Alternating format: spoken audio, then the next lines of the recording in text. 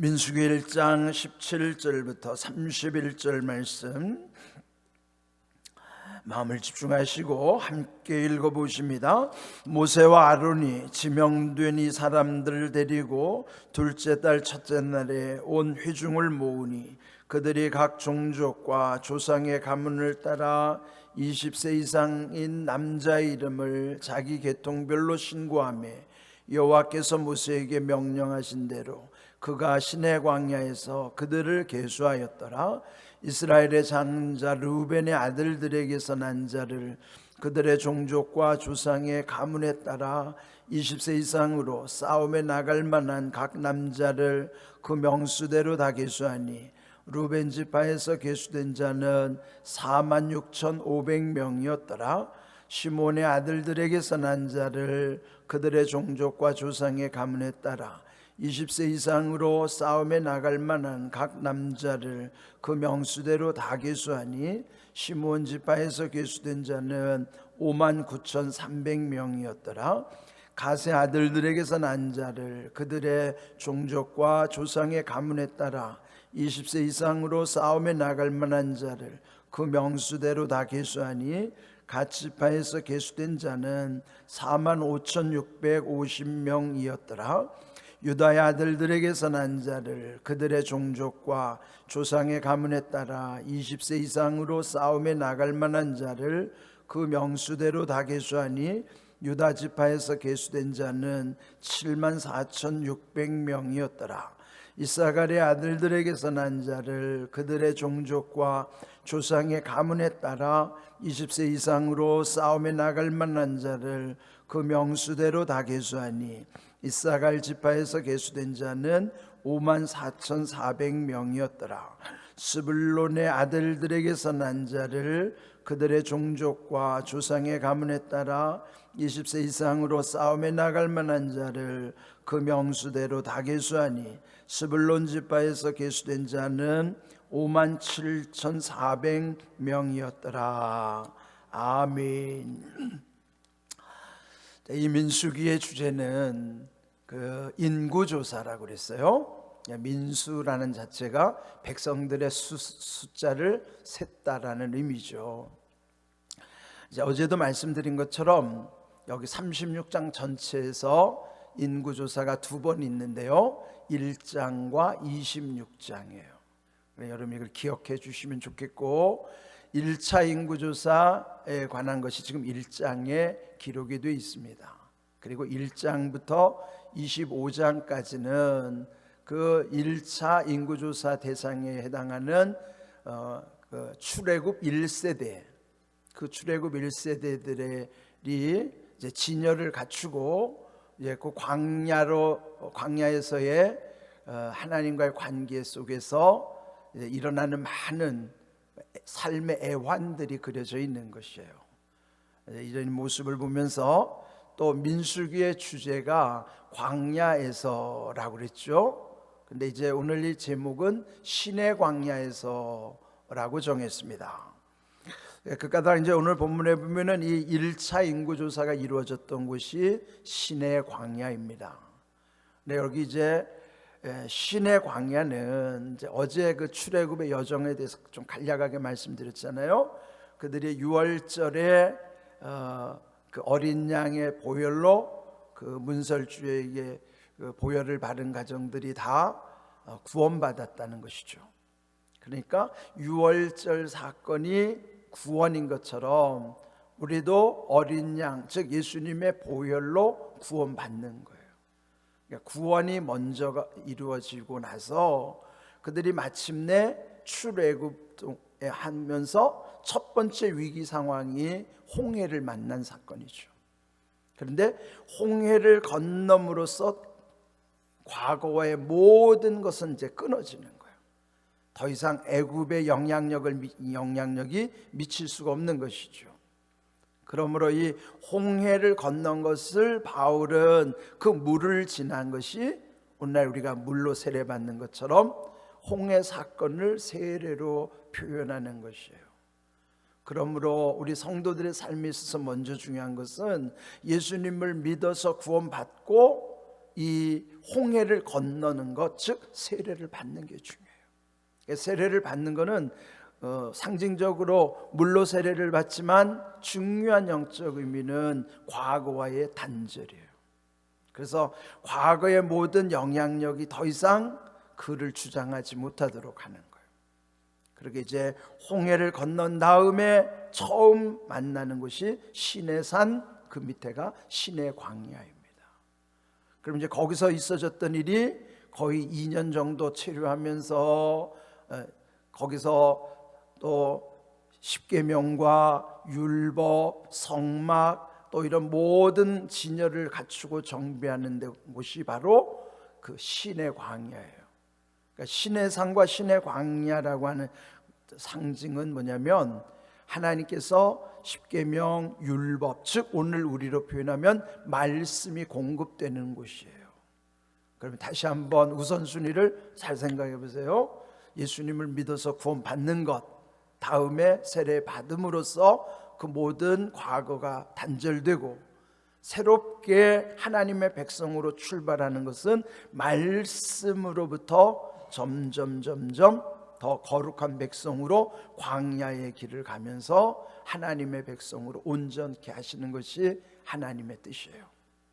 광야라고 하는 것이 우리 인생을 상징하는, 우리 인생이 광야 생활이잖아요. 광야 생활에서 중요한 것은 구원받고 세례받은 이후에 정말로 중요한 것은 지속적으로 말씀을 따라 살아가는 거예요. 말씀이 부어지고 말씀이 점점점 우리를 거룩하게 세워주신다는 것을 믿고 살아가는, 그래서 거룩하게 되어지는 과정을 걸어서 성화라고 한다고 그랬죠. 끊임없이 예수님을 닮아가는 것이에요.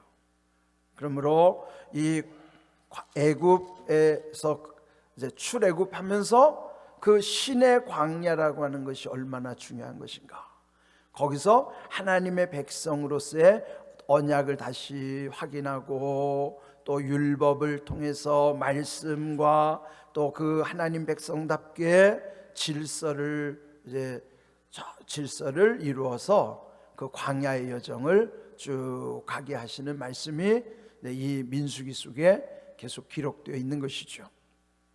근데 오늘 읽은 말씀은 그 신의 광야에서 1차 인구조사, 근데 앞에서 보면 그 야곱의 12아들, 즉 12지파의 인구조사하는 그 리스트들이 쭉 나와요. 이제 오늘 읽은 말씀해 보시면요, 이제 여러분 아침에 그냥 무심결에 읽어서 잘 모르시겠지만은 이제 그 앞에서 나왔던 그 5절부터 거기 보면 그 아들들의 순서가 태어난 순서가 아니라 그랬어요. 그죠? 태어난 순서가 아니라 먼저 기록된 것은 장자 루벤으로부터 그 9절에 보면 스불론까지, 거기는 첫째 아내인 레아의 자녀들이에요. 그리고 10절 11절은 요셉의 두 아들인 에브라임과 므낫세 그리고 베냐민 등 그 세 지파는 둘째 아내인 라헬을 통해서 얻은 자식들이에요. 그리고 그 이하에 또 12절부터 15절까지는 그 두 아내의 여종들, 그러니까 첩들이죠. 그들을 통해서 얻은 자녀들로 이루어진 거예요. 오늘 읽은 그 31절까지 보면은 스불론까지, 다시 말하면 이 앞에서 지금 말씀드린 것처럼 장자 르우벤에서부터 지금 오늘 읽은 스불론까지는 레아를 통해서, 첫째 아내 레아를 통해서 얻은 아들들, 그 지파예요. 그런데 거기 딱 한 사람이 삐져나와 있어요. 그 누군가 하면 거기 24절에 보시면 갓의 아들들, 갓지파예요. 갓지파는 저 맨 뒤에 첩의 자식들의 이름 속에 있는 갓지파가 갑자기 이 레아라고 하는 이 레아 첫 번째 아내의 아들들 명단 속으로 쑥 들어오는 거예요. 이제 그게 차이가 있는 것이라고요. 그러면은 이 갓은 누군가? 레아의 몸종인 실바가 낳은 첫 번째 아들, 장남이에요. 그런데 이 갓이 여기 보면 르우벤, 두 번째 아들 시므온 다음으로 세 번째 갓 지파의 명단이 올라가 있는 것이에요. 이제 이런 것은 이제 2장에 가면요, 그 12지파를 이제 배치를 하는 광경이 나와요. 그들이 배치할 때는 항상 그들이 회막을 중심으로 해서 동, 서, 남, 북 이 위치를 잘 선정해야 되는데요, 그 위치에 맞게 지금 여기에 그 위치들을 정하기 위해서 지금 이런 배열을 하게 된 것이다 하는 것입니다. 근데 이건 2장에 다시 한번 말씀을 드리겠지만은, 근데 여기서 보면요, 대체적으로 인구조사의 결과를 보면 각 지파들마다 보통 4만 명, 5만 명 선이에요. 물론 이제 3만 명 선도 있고, 그런데 대체적으로는 4만, 5만 명 선의 인구조사인데, 그런데 26절 유다 지파에서는요 좀 도드라지게 많습니다. 27절 보면 유다 지파에서 계수된 자는 74,600명이었더라. 그렇다면 다른 12지파를 다 놓고 볼 때 유다 지파만 월등히 7만 명대예요. 보통은 4만 명, 5만 명대인데 유다 지파는 월등히 많은 7만 명대라고요. 근데 이런 걸 보면은 이제 육체적으로 보면 장자는 르우벤인데 메시아 계보, 즉 예수님의 혈통으로 이어지는 그 메시아 계보는 어디 지파에서 차지하죠? 유다 지파에서 차지하는 거예요. 그러니까 유다 지파의 영향력이 이제 여기서부터 커진다는 것을 여기서 보여주시는 거예요.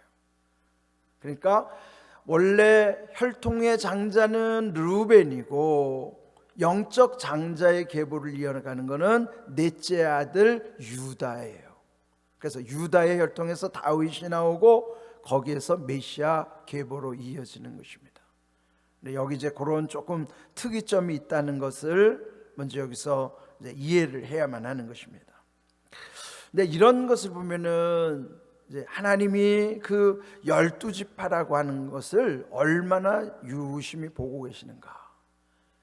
근데 여러분, 사람이 사는 곳에 보면은 친소 관계가 있잖아요. 친소 관계는 뭐냐면 가깝거나 멀거나. 예? 그러니까 여기 12지파도 보면은 그들 사이에서도 좀 더 친한 관계가 있고 그렇지 못한 관계가 있어요. 그럼 그렇게 하려면 어떻게 해야 돼요? 서로 마음이 맞는 사람들끼리 묶어줘야 된다고. 그러니까 우리 교회 안에서도 보면요, 사람들의 이 성품과 기질이 다 다를 수 있어요. 그러면 그런 거를 다 고려해서 만약에 어떤 속회를 편성하거나 선교회를 또는 무슨 소그룹을 만들 때 그래도 어느 정도 성품과 기질이 소통하는 사람들끼리 이렇게 잘 결성을 해줘야 그 조직이 잘 됩니다. 시너지 효과가 있겠죠. 근데 서로 안 맞는 사람들끼리 이렇게 만들어주면 그게 힘들어지는 거예요. 뭐 그게 누가 옳고 그르고를 떠나서 누가 잘한다 못한다가 아니라 그 다양성이 어떻게 조화를 이루게 하는가, 이것이 참 중요합니다. 지금 우리 교회도 보면은 이제 지금 각 기관들을 다시 한번 이렇게 다 점검하고 있어요. 우리 특별히 이제 공미준에서 교회 전체를 지금 이제 이렇게 잘 살피면서 이제 이렇게 각 조직마다 지금 이제 뭔가 우선순위를 정해야 되는 부분이 있어요. 그 중에 하나가 지금 우리 청년부거든요. 청년부가 좀 빨리 살아나야 돼요. 이제 이런 지금 여러분도 많이 기도해 주셔서 좀 이제 앞으로 이 젊은 세대들, 지금 우리나라가 심각한 게 뭐냐면요, 이 청년 세대들이 점점 기독교 인구가 줄어든다는 거예요. 통계에 의하면 4% 정도라는 거예요. 우리나라 인구가 지금 뭐 우리나라 인구에서 기독교가 차지하는 게 4분의 1이라고 말하는 거는 그거는 이미 옛날 말입니다. 1000만 기독교가 무너진 지가 언젠데요. 그거 같이 자랑하면 안 돼요. 근데 앞으로 이 세대가 지나고 나면 그 지금 젊은 세대들이 이렇게 어른 세대가 됐을 때는요, 기독교 인구 딱 4% 남는 거예요 이제. 심각한 거라고요. 그래서 이 젊은 세대를 살려야 됩니다. 심각한 거예요. 지금 뭐 이렇게 교회들마다 가보세요. 전부 50대 이상들이 대부분 주류를 찾아요. 젊은 세대들이 별로 없어요. 그러니까 이런 걸 보면은 주님의 교회에서 이제 우리가 정말 힘쓰고 애써야 될 일이 뭔가를 정말 여러분 함께 기도해야 됩니다. 그리고 같이 힘을 모아서 살려내야 되는 거예요. 이렇게 지금 조직을 갖추는 것도 그들이 지금 이 광야를 가기 위해서 하나님이 다 이 시스템을 갖추게 하시는 거예요.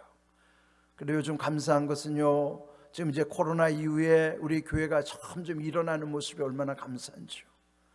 또 우리 교회 학교의 교사들이 얼마나 열정이 있는지요. 지금 교회 학교도 지금 막 살아나고 있어요. 우리 찬양대도 지금 살아나고 있습니다. 지금 이제 속회도 이제 점점 살아날 것입니다.